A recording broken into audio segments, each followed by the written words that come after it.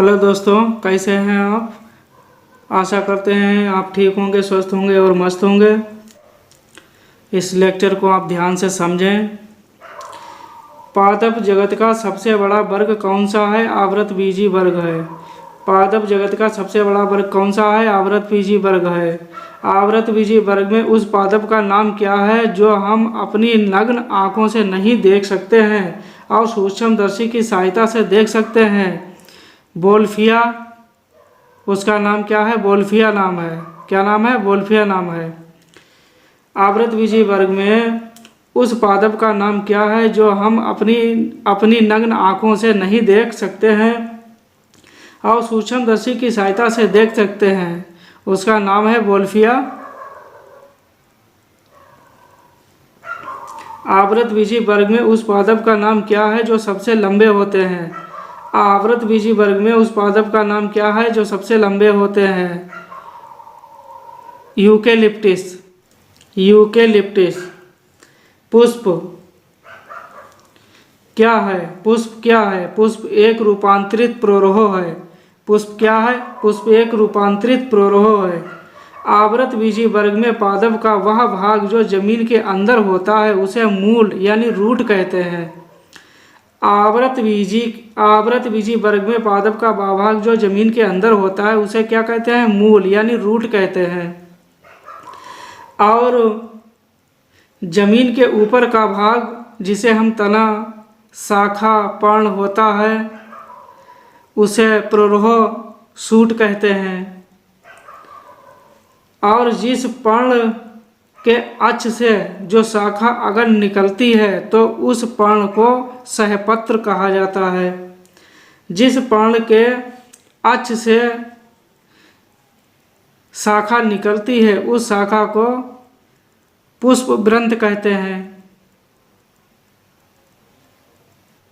उस शाखा को पुष्पवृंत कहते हैं। पुष्पवृंत का ऊपर का भाग फूल जाता है तो फूले हुए भाग को पुष्पासन कहते हैं।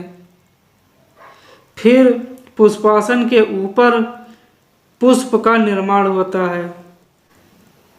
आवृतबीजी वर्ग में पादप का वह भाग जो जमीन के अंदर होता है उसे मूल यानी रूट कहते हैं और जमीन के ऊपर का भाग जिसमें तना, शाखा, पर्ण होता है उसे प्रोरोह यानी शूट कहते हैं। और जिस पर्ण के अक्ष से जो शाखा अगर निकलती है तो उस पर्ण को सहपत्र कहा जाता है। जिस पर्ण के अक्ष से शाखा निकलती है उस शाखा को पुष्पवृंत कहते हैं। पुष्पवृंत का ऊपर का भाग फूल जाता है तो फूले हुए भाग को पुष्पासन कहते हैं। फिर पुष्पासन के ऊपर पुष्प का निर्माण होता है। प्रोरोह को इंग्लिश में क्या कहते हैं? प्रोरोह को इंग्लिश में क्या कहते हैं? शूट। क्या बोलते हैं? शूट बोलते हैं। और मूल को इंग्लिश में क्या कहते हैं? रूट।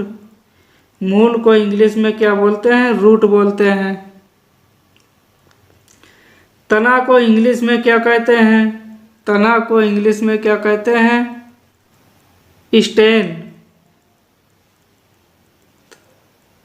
तना को इंग्लिश में क्या कहते हैं? स्टेन कहते हैं।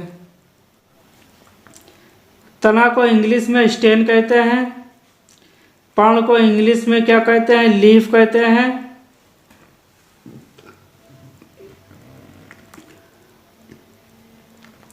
पर्ण को इंग्लिश में लीफ कहते हैं। शाखा को इंग्लिश में क्या कहते हैं? ब्रांच कहते हैं। शाखा को इंग्लिश में ब्रांच कहते हैं। पुष्पवृंत को इंग्लिश में क्या कहते हैं? पेडिसिल कहते हैं। पेडिसिल कहते हैं। पुष्पासन को इंग्लिश में क्या कहते हैं? थैलामस कहते हैं।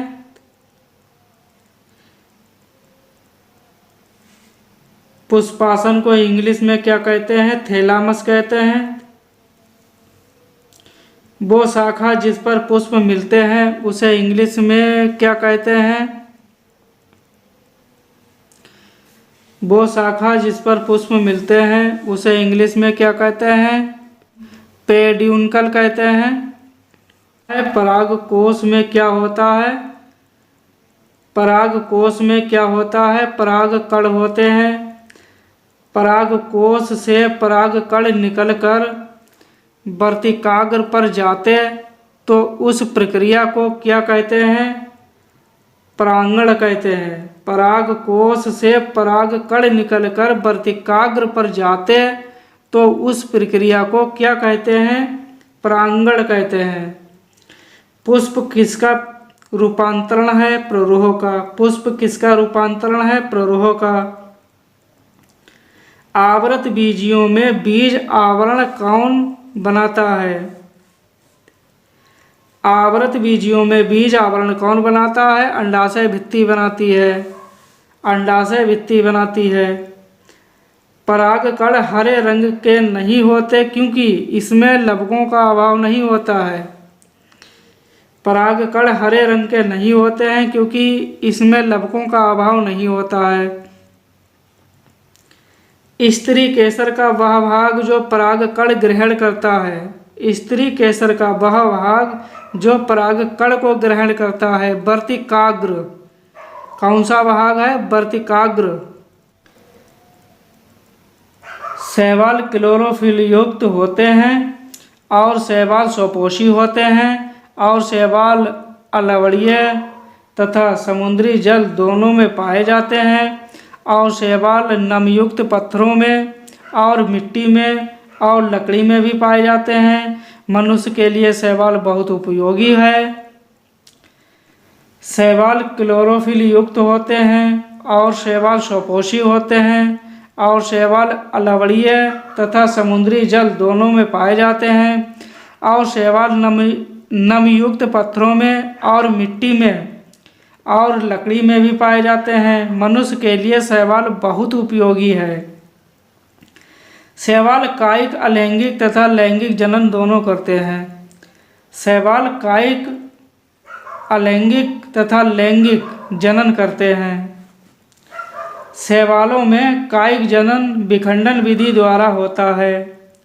शैवालों में कायिक जनन विखंडन विधि द्वारा होता है।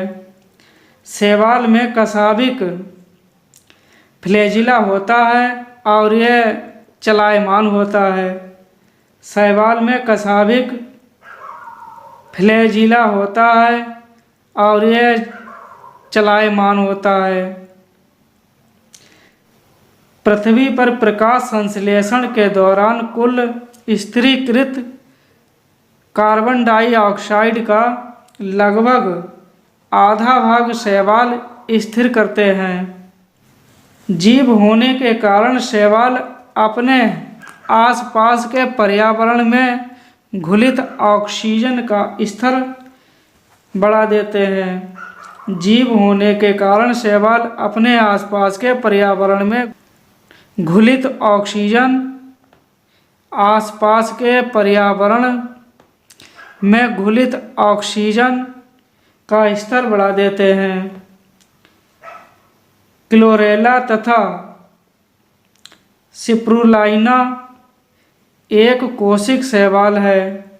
क्लोरेला तथा सिप्रुलाइना एक कोशिक शैवाल है। दोस्तों, आपको वीडियो अच्छी लगी हो और समझ में आई हो, वीडियो को लाइक करें, शेयर करें, सब्सक्राइब करें।